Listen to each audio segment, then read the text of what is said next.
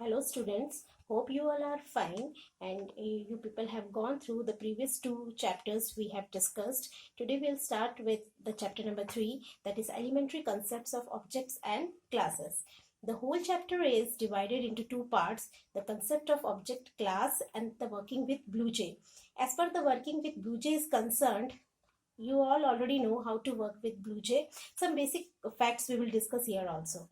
Let us start with the concept of object and class. You know, the real world is made up of object. We all are objects, whether living or non-living. We all coordinate with each other to make a system.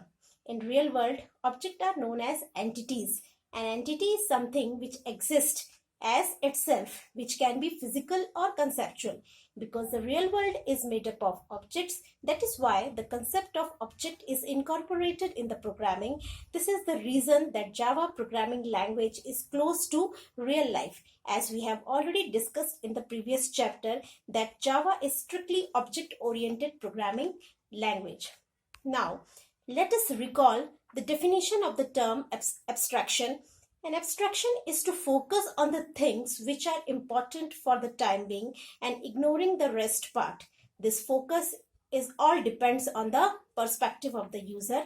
Like we discussed, the example of switch button, where a simple user focus only on the button part, whereas the electrician focus on the wiring part. So an entity can have different perspective depending on who is looking at it.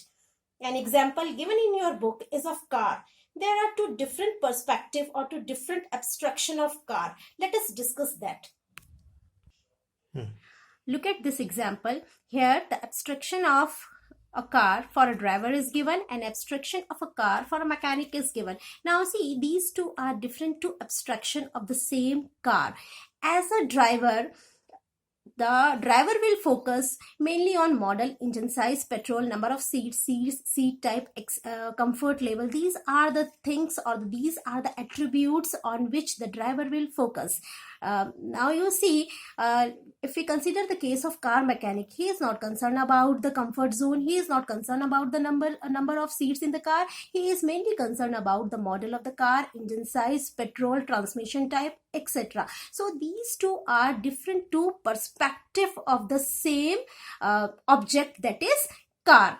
Now as a simple user of the car, I will not focus on the mechanic perspective. I will focus mainly on the driving part. So this is my perspective, how I see the car as an object. Now you see another example given in your book, that is about the object or the entity called customer. Now the different abstractions of customer, the same customer is given here. There are three abstractions they have shown. One is the abstraction for the bank. In the bank, suppose the two attributes are mainly of concern, that is name and address. And the abstraction in the hair salon, they have given name, address and the hair color. And the abstraction of the customer in the restaurant, they have given name, address and the favorite drink. So there are different abstraction for the same entity, that is customer. Next, we will be discussing different types of objects. Objects are mainly of four types: tangible objects, conceptual objects, roles, and the events. Now, what are tangible objects? Tangible objects are those objects which we can see and touch. For example, chair, table, computer, board, bed, pen, chalk, etc. These objects we can see and touch, and that is why these are known as tangible objects. Next is conceptual objects. Conceptual objects are the object which we cannot see and touch, but we can feel, and its existence is also there. For example, email or the bank account. Email account is there, its existence is there, so it is a type of conceptual or non-tangible object. Another one, the third type of the object is roles. These are the roles played by the people like student, teacher or a clerk. The fourth type is event. Anything which happens is known as event.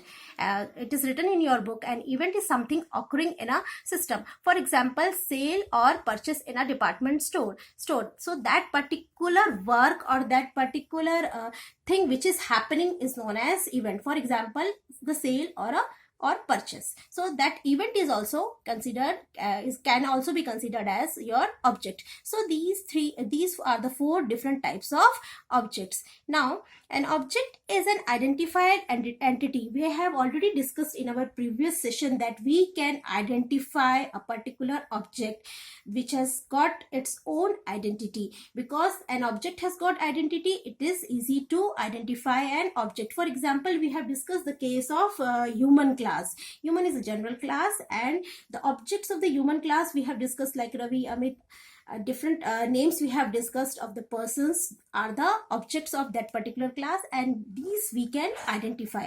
So an object has got attributes, behavior, and state. Attributes, we have attributes are the individual characteristics of the object. Behavior, how it works, means it is a set of functions or the operations which the object performs, that is defined by the behavior. And the state is the values held by the attributes. Now we will discuss these three: attributes, behavior, and state, with the help of an example. Now you see an example is given in your book where the person object is described with the help of attribute, behavior, and the state. And these are the attributes or the characteristics of the person object. Like the person will have first name, last name, date of birth, color of eyes, address, pen number, Aadhaar number, etc. And these four things are the functions or the behavior which is done by the person. Like a person sleeps, walks, run, drive, etc. So these two are defining the attributes and behavior of the person. Now come to this part, state. As we have discussed just now, that the state is described by the values of the attribute. Like first name is equal to Rohit, last name is equal to Saxena, date of birth is again given, color of eyes is blue. Like this, the values are given to these attributes. So these values are collectively forming the state of that particular object and in that particular moment of time. I hope this thing is clear to all of you. Now you see class now we will discuss class as an object factory.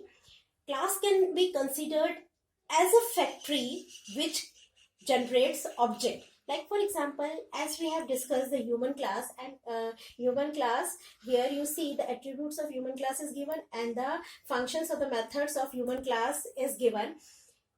These attributes and methods are collectively making the human class, and from this human class we are creating the objects, or these objects are derived from the human class.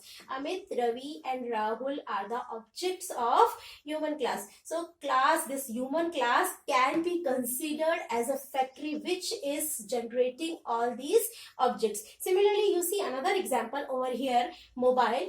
Mobile is a general class, and from this mobile class, three different objects are created: Samsung, Apple, and Nokia. So this class, mobile class, can be considered as the factory from where these objects are created. So we can very cleverly consider class as an object factory. So we can say that, as we have already discussed, that a class is a template or a blueprint for multiple objects with similar features, and may be regarded as a specification for creating similar object. Due to this, we can consider, again I repeat, due to this only we can consider class as an object factory. An object belonging to a particular class is known as the instance of that class. We can use the words instance and object interchangeably. Either you use the word instance or you use the word object, it is same. Now look at this. What is written over here? Int a. This is the way how we declare a variable of type integer. Int is a system defined data type. This data type is already there in the system, or it is already there in the language. A is a variable of type int. All of you are aware of this statement, and you people have used so many times while doing the programming before. Int a. Int a means A is a variable of type integer, and integer is a system defined data type. Similarly, come to this statement. What is written over here? Human Ravi. Ravi is a variable of type human. I think it is very clear. Ravi is a variable of type Human, where human is not system defined but it is a user defined data type. This human we are defining over here, so it is a user defined data type, and Ravi is a variable of type human. So this is also known as this we can you can use these words interchangeably. Either you can use variable for Ravi, instance, or object, all are same. So we can consider a class as a user defined data type, where we can create different types of variable of type human class, for example. I hope whatever we have discussed today is clear to all of you. Today, I'm not giving you any written work in the assignment. All of you go through whatever we have discussed and read the chapter carefully. I will give you the assignment work in the next session. Have a nice day.